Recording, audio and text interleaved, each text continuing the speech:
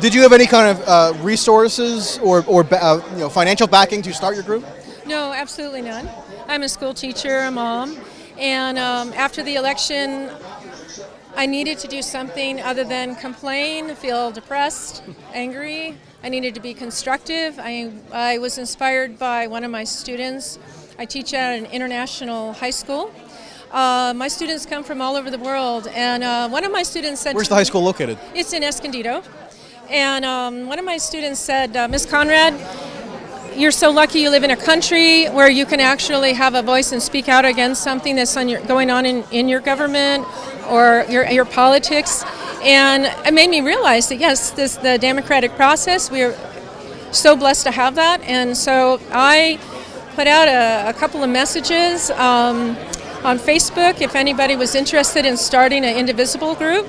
And I was inspired by the constructive nature of the Indivisible Guide, that it was very procedural.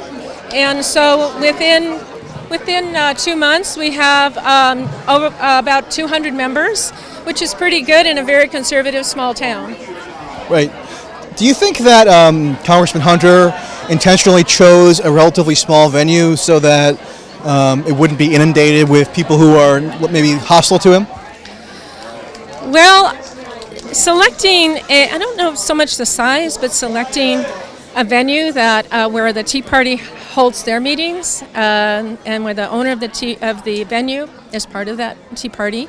There was concern about how balanced and how it would be in the audience. But I'm really very, very happy to say that this morning I've been here since 6:30, and the whole process has been fantastic.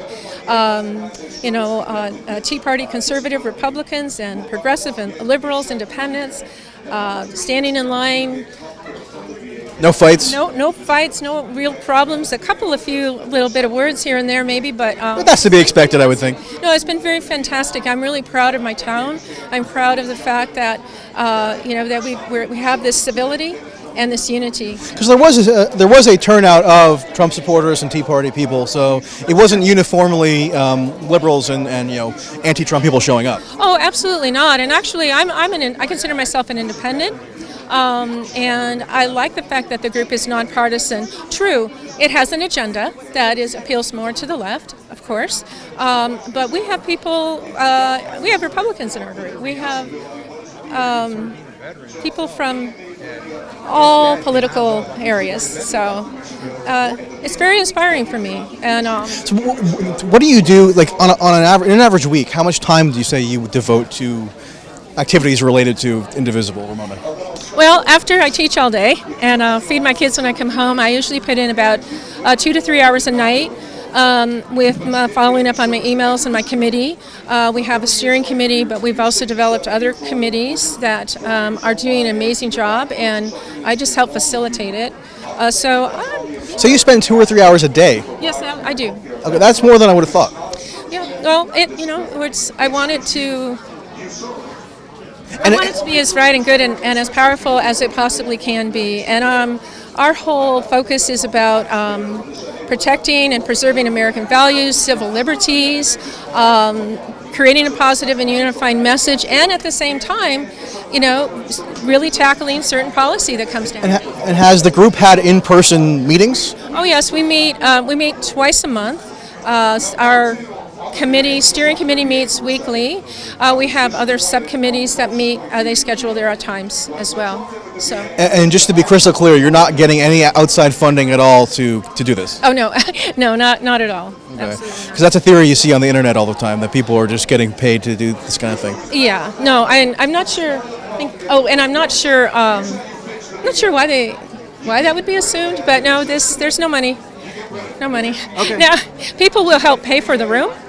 People who are members, we have to pay for. Put up your own money. Yeah, we put up our own money to pay for the room, pay for the park here, and we bought the permit on the park here, and we do see there are Trump supporters here and Duncan Hunter supporters here.